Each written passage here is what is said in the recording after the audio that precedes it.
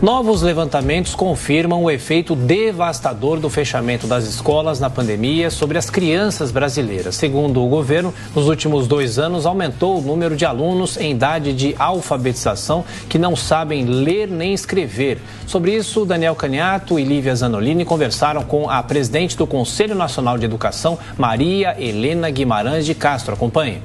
Queria abrir essa entrevista perguntando a sua avaliação em relação a esses números divulgados no dia de hoje.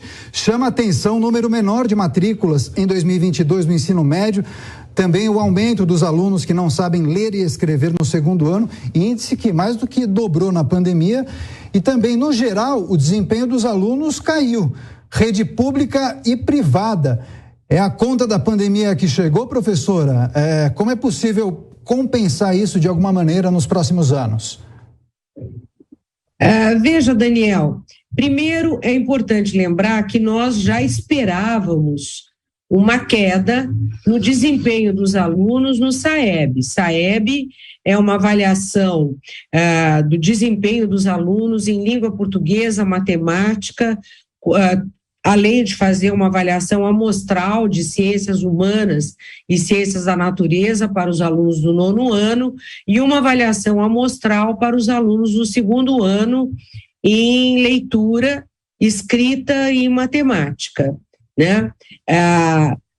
Por que nós esperávamos? Porque todas as avaliações feitas nos estados já indicavam uma queda no desempenho dos alunos nas avaliações estaduais e algumas municipais, assim como observamos em outros países, né? Na semana passada foram divulgados os dados da avaliação do NAEP nos Estados Unidos e os dados foram anunciados com muita cautela, muito cuidado, muita atenção, porque, na verdade, a pandemia provocou uma série de consequências e essa avaliação foi feita no final de dezembro do ano passado, portanto, é um retrato daquele momento e eu acredito que nesse ano de 2022 já há um esforço das escolas, das redes, né, no sentido de recuperar, de recompor a aprendizagem dos alunos, né?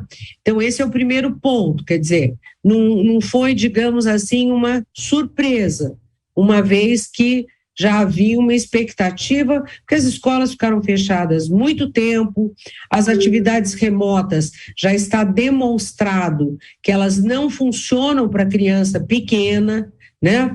Na Europa, na Holanda, na Alemanha, em vários países da Europa, Portugal, Espanha, já há avaliações mostrando que as crianças pequenas, elas não conseguem aprender a ler e escrever por meio de atividades remotas. É muito difícil esse aprendizado, uma vez que nem as escolas, nem os professores, nem a infraestrutura das escolas estava preparada para isso, né?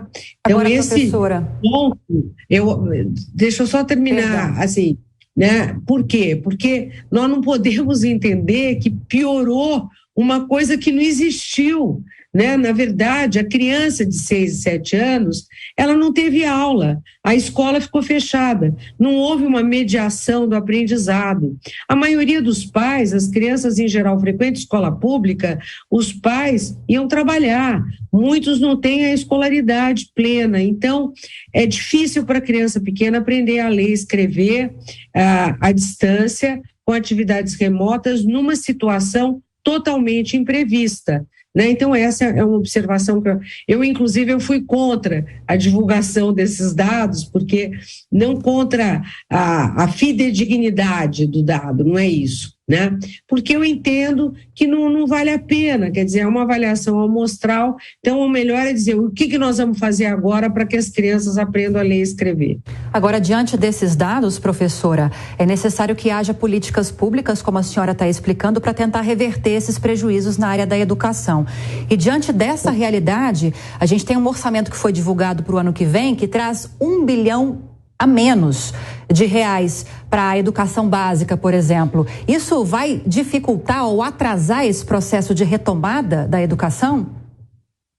Lívia, eu creio que sim, né, porque o orçamento da educação está sofrendo cortes, como outras áreas das políticas públicas. A educação, na minha visão, é a política mais prioritária do país, junto com saúde, né? Eu acredito que saúde, educação e segurança pública são as 3 funções básicas do Estado, né, em qualquer Estado democrático de direito, e, portanto, isso vai, sim, causar um impacto no funcionamento da educação básica no Brasil.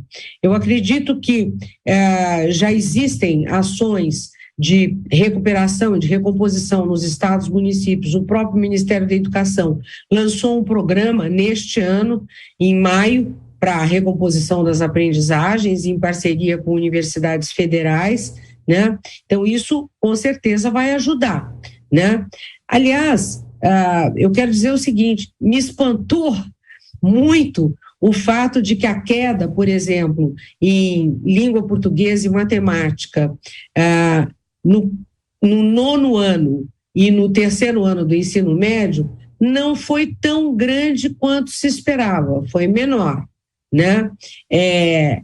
Ela foi realmente impactante nos anos iniciais, onde ela realmente foi muito grande, e exatamente onde nós observamos o mesmo tipo de problema em todos os países. Os Estados Unidos está enfrentando isso todo dia. Se nós lermos os principais jornais americanos, veremos as matérias sobre isso. Então, é muito importante ter uma política pública, enfrentar o problema, fazer formação de professor, desenvolver materiais e ter um monitoramento adequado. A vantagem é que o SAEB é uma fotografia de um momento que subsidia as políticas públicas. Então, agora é o momento de cada escola, cada rede, olhar os seus resultados, ver o que pode melhorar, o que precisa ser feito, né?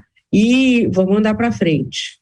Agora, professor, é natural que um momento como esse façamos reflexões sobre quais erros poderiam ter sido evitados na pandemia. Mas agora, olhando para frente, ano de eleição, a senhora tem observado as agendas dos candidatos? Quais são as prioridades, quais são os maiores desafios a partir de 1º de janeiro para os próximos governadores e para o próximo presidente da República, além dos congressistas? Olha, na minha visão, a principal prioridade do Brasil é melhorar a qualidade da educação básica e diminuir as desigualdades. Como fazer isso? Primeiro, é preciso investir fortemente na educação infantil. Nós já sabemos que a educação infantil é a base do desenvolvimento futuro da criança, tanto do desenvolvimento cognitivo como socioemocional.